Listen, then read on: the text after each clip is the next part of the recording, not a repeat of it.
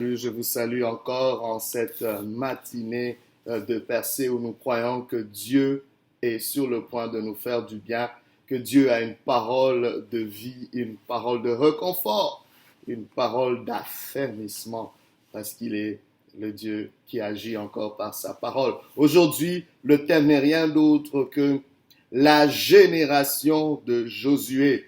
La génération de Josué. Pour ce, nous lisons Josué chapitre 1er jusqu'au verset 8, mais nous allons sauter quelques versets. La Bible dit ceci: Après la mort de Moïse, serviteur de l'Éternel, l'Éternel dit à Josué, fils de Noun, serviteur de Moïse: Moïse, mon serviteur, est mort. Maintenant lève-toi, passe ce Jourdain, toi et tout ce peuple, pour entrer dans le pays que je donne aux enfants d'Israël. Je saute jusqu'au verset 5. Nul ne tiendra devant toi tant que tu vivras. Je serai avec toi comme j'ai été avec Moïse. Je ne te laisserai point. Je ne t'abandonnerai point. Wow. Dans le verset suivant, le verset 6, il est dit: Fortifie-toi et prends courage, car c'est toi qui mettras ce peuple en possession du pays que j'ai juré à leur père. Verset 8 nous dit: Que ce livre de la loi ne s'éloigne point de ta bouche, médite-le jour et nuit pour agir fidèlement selon tout ce qui est écrit, car c'est alors que tu auras du succès dans tes entreprises, c'est alors que tu réussiras. Génération de Josué. Vous savez, on a l'habitude de nous dire que l'homme est le produit de son environnement. Oui, on peut même renchérir que l'homme est le produit de sa génération. Mais il existe des hommes et des femmes qui s'élèvent au milieu d'une génération et qui marquent leur génération. Vous savez, ce temps de crise est en train de définir une génération qui vit la crise, une génération qui grandit dans la crise, qui émerge d'une crise. Oui, une génération peut être définie par un temps qui caractérise un certain groupe d'individus, qui caractérise un moment, qui caractérise un groupe d'individus. Et nous sommes caractérisés justement, bien aimés, pour survivre. Il faut connaître, comprendre quelle est cette génération, quelle est la nature de cette génération, parce que une génération vient et une autre s'en va. Dieu est le Dieu qui introduit des générations pour accomplir un mandat. Il est dit de David, David en son temps a servi au dessein de Dieu, a servi à ce pourquoi il était appelé, puis il est mort. Avant que tu ne meures, tu as un mandat d'accomplir quelque chose. C'est pour ça que tu vis au milieu de cette crise. On ne souhaite pas que ce temps disparaisse vite, parce que cela est en train de définir la génération à laquelle tu appartiens maintenant. Oui, tu appartiens forcément à une génération. Et j'aimerais te présenter la génération de Josué, parce que c'est pas nouveau, ces générations qui émergent au milieu d'une crise, ces générations qui émergent au milieu des moments qui ne sont pas commodes, qui ne sont pas faciles. Je vous présente dans les Saintes Écritures cette génération de Josué, comme nous l'avons lu dans ce texte. C'est une génération qui émerge après un deuil majeur, après la mort de Moïse. Vous savez, il existe des gens qui, à un moment donné dans la vie ou dans une génération, viennent nous affecter, comme Moïse. Et Moïse représentait une boussole, Moïse représentait un repère, Moïse représentait un leadership tellement fort qui rassurait. On ne pouvait pas vouloir qu'un Moïse meure, parce que la mort de Moïse était comme avouer la mort de notre avenir. Comment continuer quand tu perds quelque chose qui définit ton avenir? Je ne sais pas, c'est quoi? C'est peut-être un emploi pour toi, une activité, une entreprise, un être cher, un parent. Je ne sais pas qu'est-ce que tu as perdu ou qu'est-ce qui est en train d'être secoué. C'est peut-être un mariage pour lequel tu as tellement investi et maintenant tu ne te retrouves plus. Tu te dis comment je continue. Oh Dieu te présente la génération de Josué, une génération qui sait naviguer au milieu des incertitudes, une génération qui sait naviguer quand elle est déboussolée, quand elle perd ses repères. C'est une génération qui trouve de nouveaux repères. Car vous savez, Moïse était mort, mais Dieu n'était pas mort. My God, c'est Dieu qui annonce à Josué, comme si Josué n'était pas au courant de la mort de Moïse, qu'ils ont pleuré pendant 40 jours. Mais Dieu vient donner cette parole pour lui dire, écoute, j'aimerais statuer ce cas une fois pour tout. Moïse est mort et il ne reviendra pas à la vie. Il faut conjuguer sans lui. Dieu est en train de dire, c'est une page tournée, je suis en train de t'introduire une nouvelle page. Et d'ailleurs, tu es la nouvelle page. My God, cette génération de Josué, c'est une génération responsable. C'est une génération à travers laquelle Dieu veut initier quelque chose. C'est une génération d'entrepreneurs. C'est une génération de ceux qui se lèvent pour se battre. Oh, je ne sais pas, mais j'aimerais que tu puisses saisir les ingrédients qui caractérisent cette génération. Cette génération, oui, émerge après la mort de Moïse. Elle émerge aussi après un test. Parce que Josué, qui est le leader de cette génération, ou qui est, je ne sais pas, le personnage principal de cette génération, est parmi les plus vieux de cette génération. Pourquoi? C'est parce que lui, il est l'un des rescapés ou des survivants, lui et Caleb, qui ont survécu, qui viennent de l'Égypte, qui ont été esclaves en Égypte et qui ont passé toutes les 40 années dans le désert jusqu'à arriver à ce point-ci où Moïse meurt. Mais toute la génération qui était sortie d'Égypte, qui a erré pendant 40 ans dans le désert, est morte. Toute cette population. Et ce sont leurs enfants qui sont maintenant, qui font partie de cette génération de Josué. Josué doit leader des gens qui n'ont pas forcément vu ce qu'il a vu, lui, dans sa jeunesse. Des gens qui ont émergé dans un désert, dans un test. Des gens qui sont nés dans le désert. Lui n'est pas né dans le désert.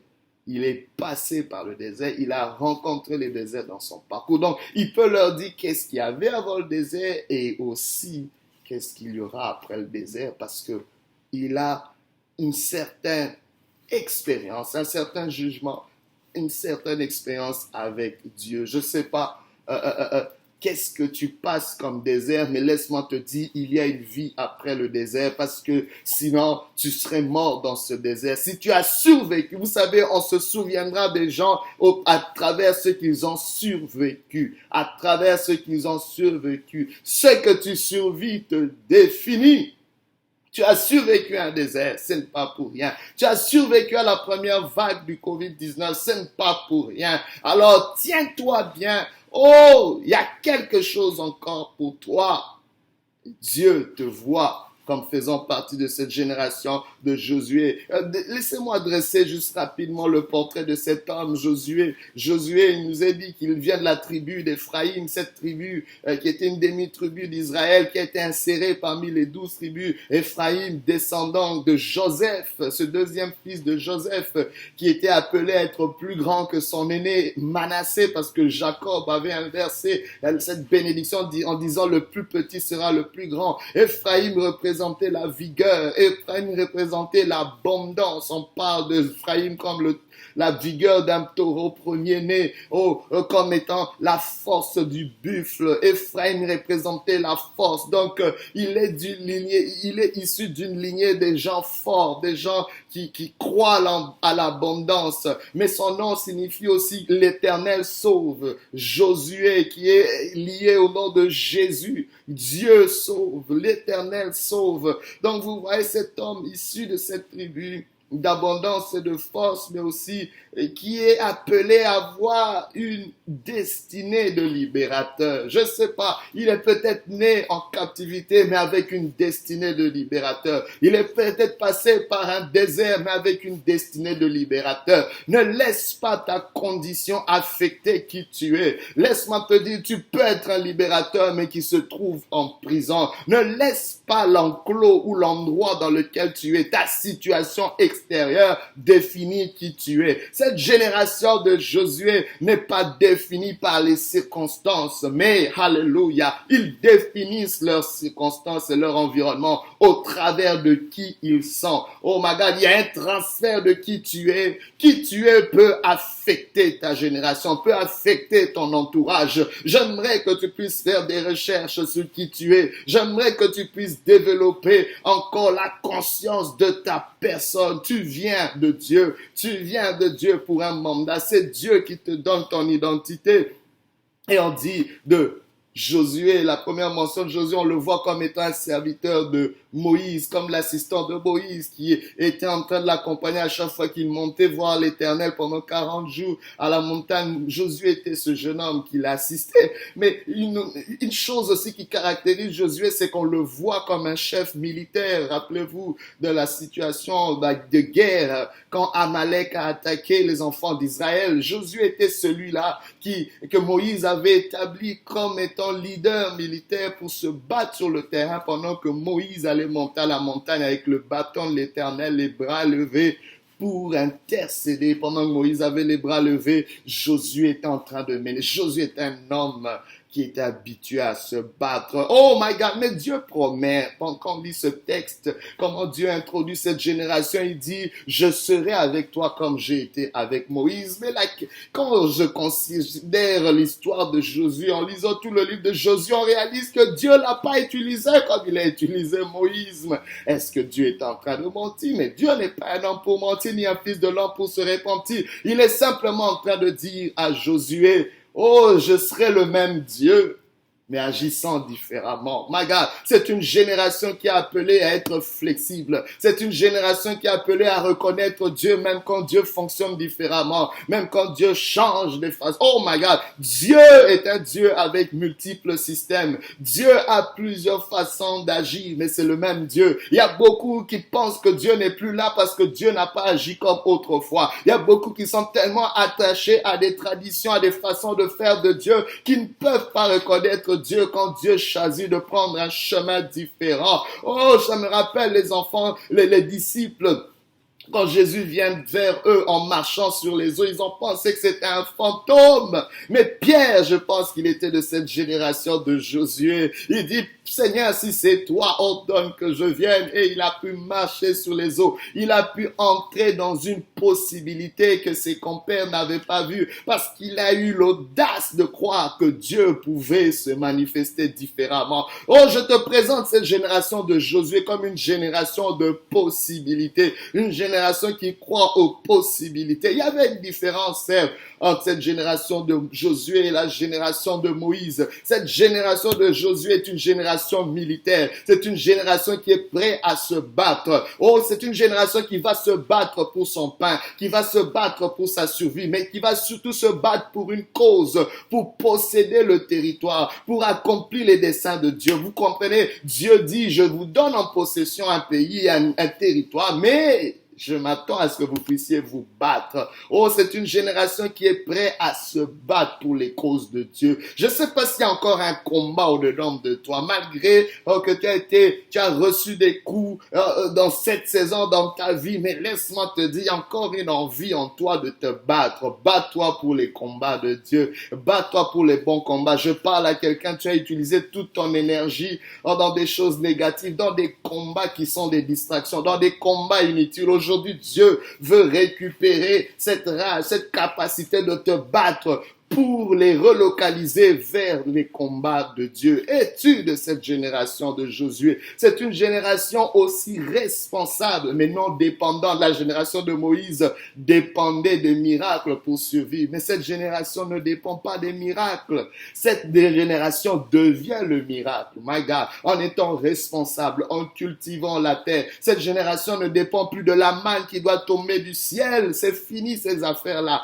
Quand ils sont entrés dans le pays promis, Dieu a fait cesser la manne pour dire maintenant vous mangerez de ce que vous allez cultiver. Vous êtes responsable. C'est-à-dire qu'il n'y a pas raison de blâmer qui que ce soit. Il n'y a pas raison de blâmer Moïse. Il y a personne. Quand tu es responsable, quand tu es libre, tu n'as plus personne à blâmer. Le blâme, le jeu du blâme, c'est le privilège des oppressés. et non de ceux qui sont libres. C'est une génération libre et responsable.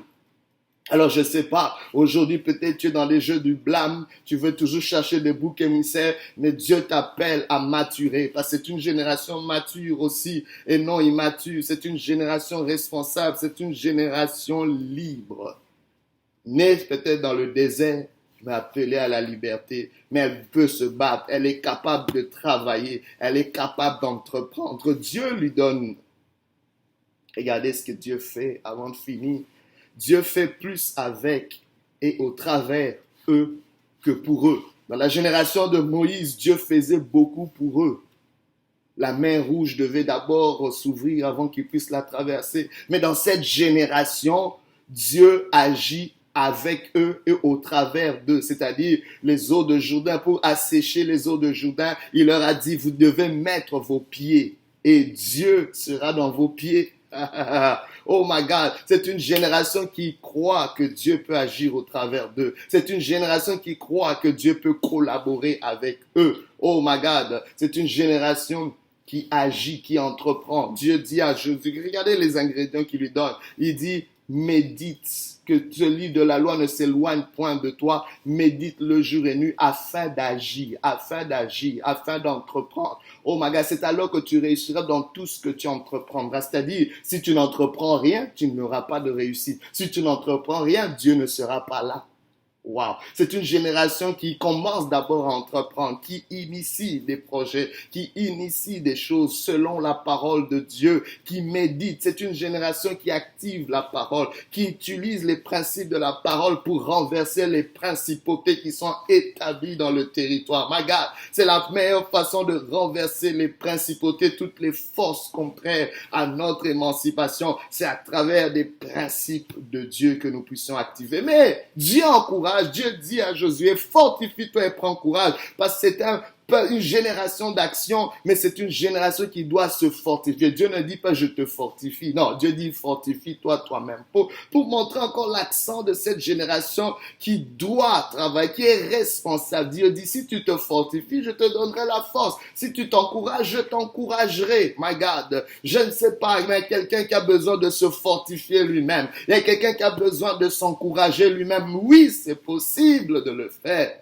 N'attends pas que les gens viennent t'encourager ou te fortifier. Fortifie toi-même sur la parole du Seigneur et Dieu te accordera quelque chose. C'est une génération qui a utilisé la foi, qui a utilisé l'action. My God, aujourd'hui, si tu entends sa voix, n'endurcis pas ton cœur, il y a encore un combat en toi, il y a une responsabilité en toi, il y a une liberté en toi, il y a une foi en toi, il y a une parole en toi, il y a une action en toi. Aujourd'hui, lève-toi car Dieu vient de t'inscrire dans une nouvelle génération et tu survivras car tu as quelque chose à accomplir. Sois béni et que Dieu te fasse du bien.